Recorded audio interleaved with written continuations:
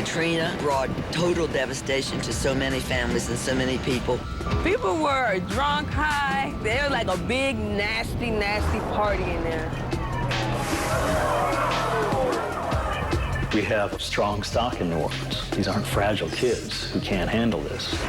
We have school, there's hope in there. We were trying to get the students together so they could demand quality education and stuff like that. Mother Nature is cruel and cold-blooded, but people are much, much worse because they do it with malicious intent. From the Weather Channel, this is Storm Stories, Hurricane Week, with meteorologist Jim Cantori.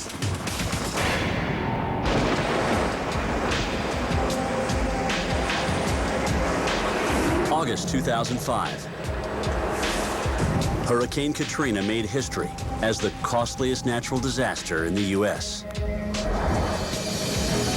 New Orleans was brought to its knees, not just by the hurricane's wind and rain, but by the failed levees and widespread flooding that followed. Katrina forced 16-year-old Maria Hernandez and her family out of their home in the 8th Ward, with nothing but the clothes on their backs. 6 months later, Maria still lives hundreds of miles away from her beloved New Orleans. Returning for a visit reminds her of everything she left behind. I miss the food, I miss the neighborhood, I miss knowing where I'm going. I miss my friends, I miss the corner stores.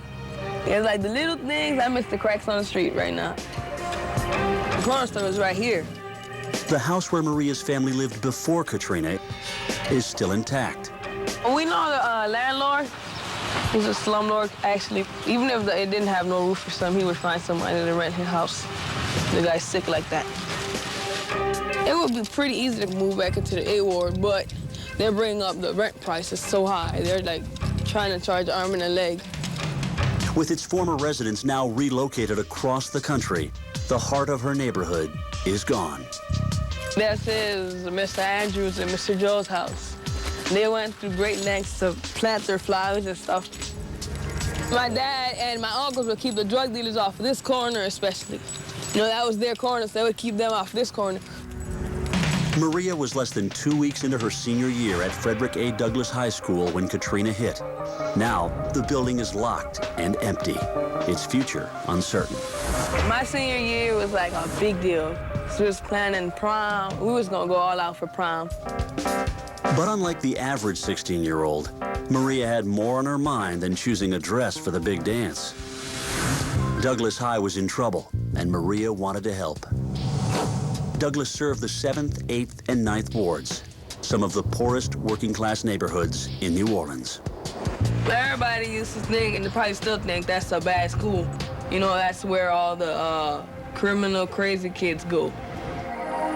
We wanted a better building, you know, at least a better building, better curriculum. You know, just like simple stuff that every other school should have, but better bathrooms, you know. Maria didn't have to attend Douglass. She could have applied to one of the district's selective admission schools that accept students based on high test scores. But Maria had other priorities. I'd rather stay in our community school and help my community better itself than go over there and like sell out. My whole family's gone here, like my big brother and my big sister. It's like a family tradition. I got my little brother and my little sister. That's why I decided to stay here.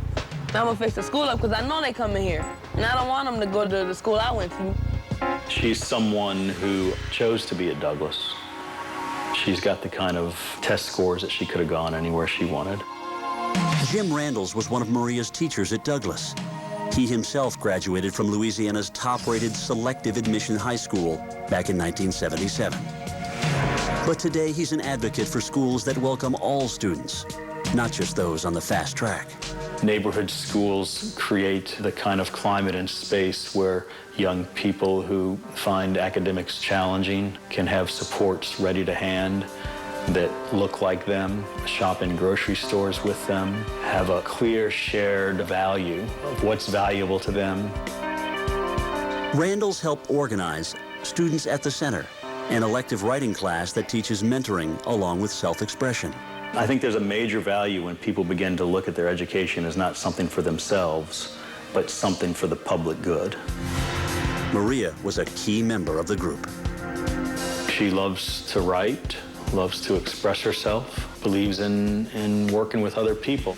I think she's a really sharp, perceptive person. She saw things in her neighborhood and her family that she chose not to participate in, and at the same time cut loose and had a lot of fun. Another member of the writing group was Maria's friend, 16-year-old Rodnika. The two girls are a study in contrasts.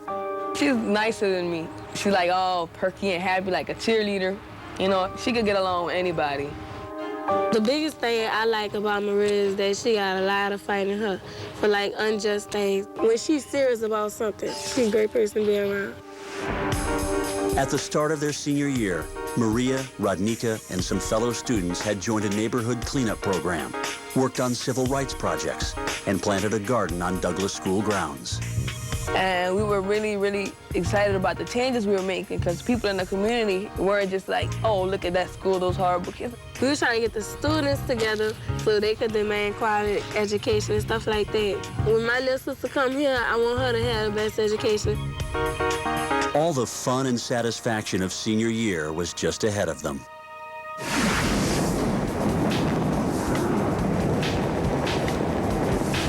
But on August 29th, Hurricane Katrina turned their world upside down.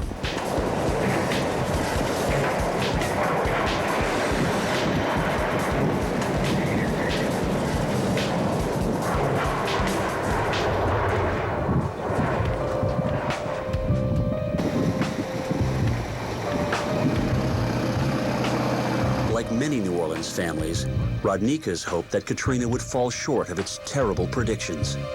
I still didn't think it was gonna hit, even though like they were saying it was Category 4 and all that stuff. Her mother didn't believe it either and decided to stay behind. But Rodnika and the rest of her family left New Orleans just before Katrina made landfall. Her mother would wind up stranded for 5 days on the I-10 overpass. We was just getting away from the storm. The storm was right behind us. We had went to Arkansas and we eventually came back to Baton Rouge because we had relatives down there we could stay with. Maria's family was not as lucky. First, we were like gonna stay, and then we was gonna go. And then the car broke down, so it was like we had no choice but to stay. And right before the hurricane, the police came and they was like, y'all gotta evacuate. And we're like, where we gonna go? And they said, go in the Superdome. Her father and uncle stayed behind to guard their house. I thought it was just an overnight thing, you know. Everybody thought, well, we're just gonna be here, it's gonna rain later, we're gonna go home.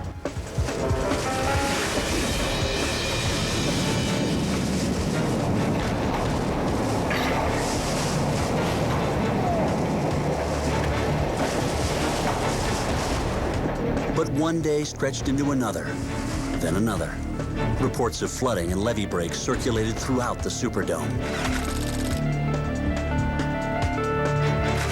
By then, the population under the dome had swelled to 26,000.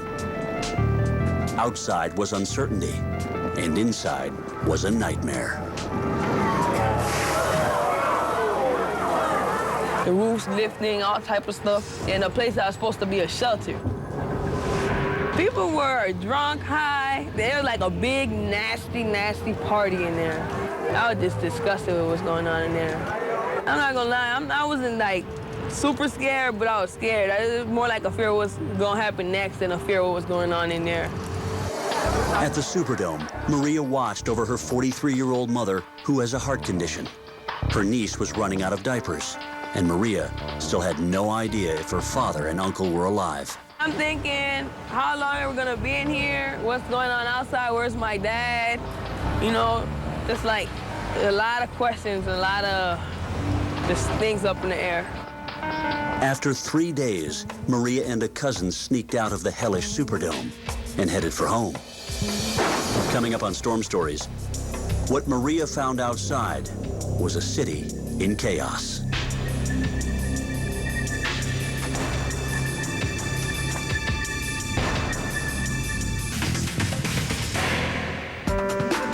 August 30th, 2005. 16-year-old Maria Hernandez took shelter in the Louisiana Superdome after Hurricane Katrina. 3 days later, Maria and one of her cousins left to see if her father and uncle survived. 3 miles of treacherous floodwater stood between the Superdome and their home in the 8th Ward. Where that van is parked right now, there was a dead white woman floating. Basically, the tanks were just running over her. They didn't care that they had a dead woman in the water, and they just really running over her, like crushing her. And somebody, a good Samaritan, pulled her up and took her to the ramp, and that's about it. Maria found many streets too flooded to navigate on foot. They had a boat floating, so we stole that boat, kind of borrowed it, and then we just rolled it around like for 2-3 blocks, and so we just got tired of pulling it and stuff. She was up to her waist in toxic water. You know how when like bacteria like get into something, like make it hot until it blow up? That's what it felt like. It felt like it was like burning. Like you had hot water really searing your skin. After hours of walking, Maria reached her neighborhood. She was relieved to learn that her father and uncle had survived, but the house was unlivable. On the way back to the Superdome, Maria searched in vain for diapers for her niece. I hit up Walgreens and I stole a pack of the pens for the old people because they didn't have no baby diapers. Before reaching the Superdome, Maria saw yet another body floating in the street. You gotta be strong.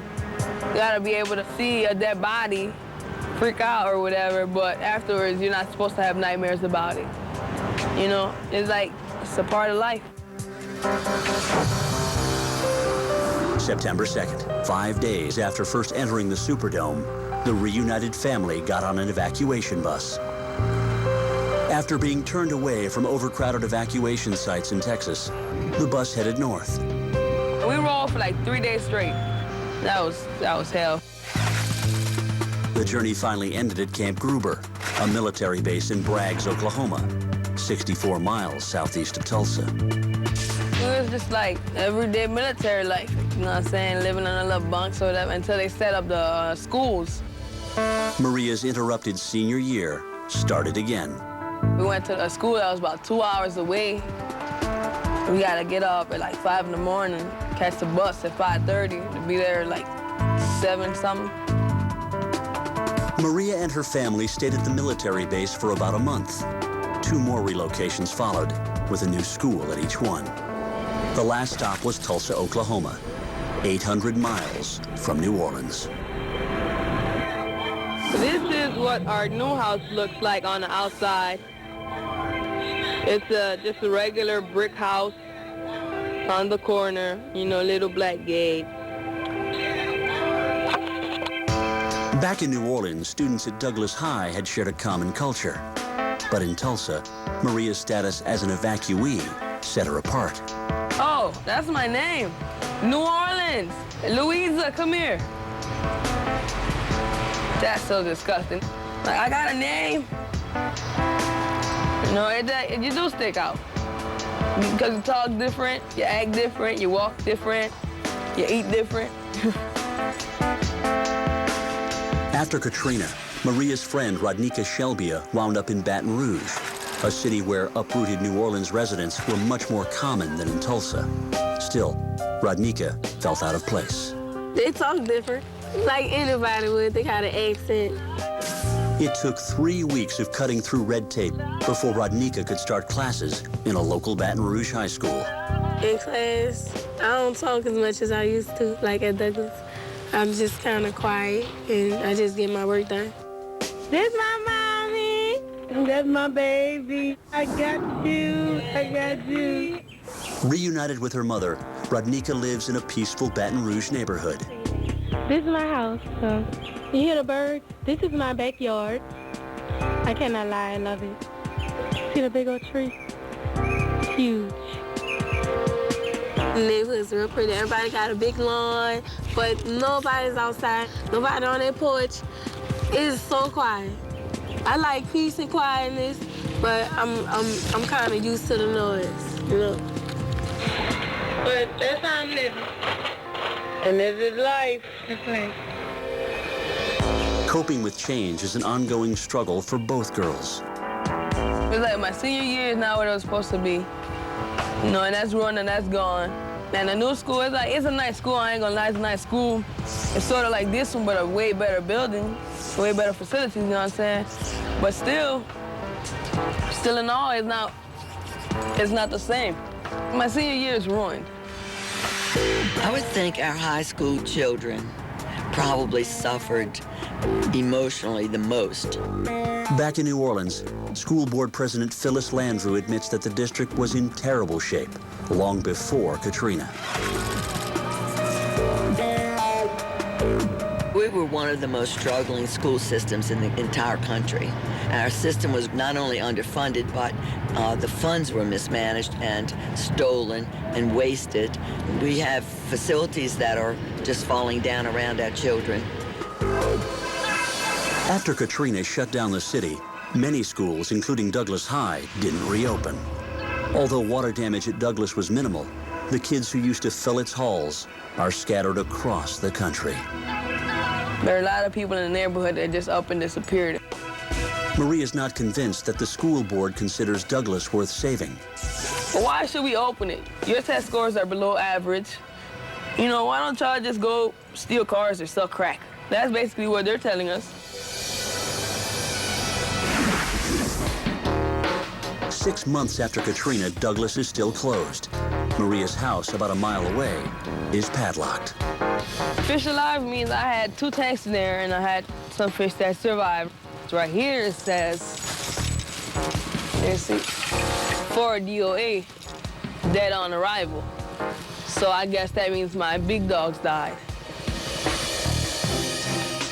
Coming up on Storm Stories, Maria's friend Rodnika sees what Katrina did to her childhood home. Oh, that's my house, y'all. That's my house.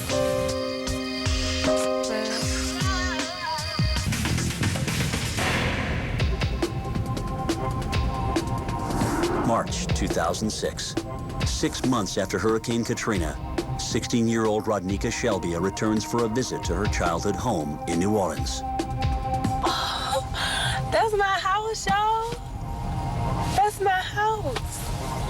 I can't believe this. I can't believe that.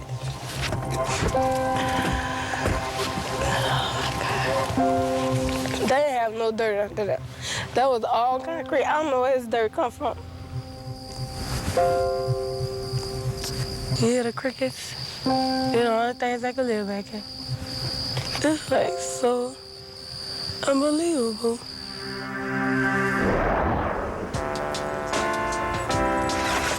Maria Hernandez returns once again to Frederick A. Douglass High, where Rodnika is waiting. Their former school is locked and empty. The building kind of tore down or whatever, but still, it's a building, it's a school, there's hope in there. You know, we had hope for this. This is our home. The school's garden is covered in gravel and weeds. Oh, look at our garden. Every time I pass by here, I just gotta stop and cry. We had tomatoes, cucumbers, what you call this? Zucchini. Yeah, eggplants. I guess they, National Guard used this as a parking lot. We was planting seeds that right now should have been growing, you know. It's like a devastated farmer, that's what I feel like. Although Rodnika will graduate from a Baton Rouge high school, the class ring she ordered will say Douglas High. She plans to attend the prom at her new school, even though her heart's not in it. I'm going, but I know it ain't gonna be what I want it to be. Maria decided not to order a class ring, and she's not sure about prom either. We were planning to go all out. We were like, we're gonna go in a stretch Hummer. You know, it's not the same. Maria is undecided about college, but Rodnika has already applied to 3 schools. Meanwhile, they both wonder about coming back to live in New Orleans. I think about it now, and I'm like, even if I did come back, you know, it still ain't gonna be the same, you know. It ain't what I had, you know. People ain't coming back. No one ain't coming back. They're not gonna come back and rebuild our city and leave it the same. would like to say that I changed, that I'm more optimistic, but I'm not. I'm a real angry person, and I know that what I want to happen is not gonna happen, at least no time soon, and I'm angry about that. How did New Orleans' top-rated public school recover from Katrina? The answer, when storms. So how did New Orleans' top-rated public school recover from Katrina? After suffering extensive water damage, Benjamin Franklin High broke away from school board management and secured private funding. Then, parents, teachers, and other volunteers did much of the cleanup themselves. There wasn't anybody else to do it but us, if we wanted our school open. Franklin is a selective admission school in which students must first score well on academic tests. The school is also ranked #1 in Louisiana. For Storm Stories, I'm meteorologist Jim Cantori. Your local forecast is next.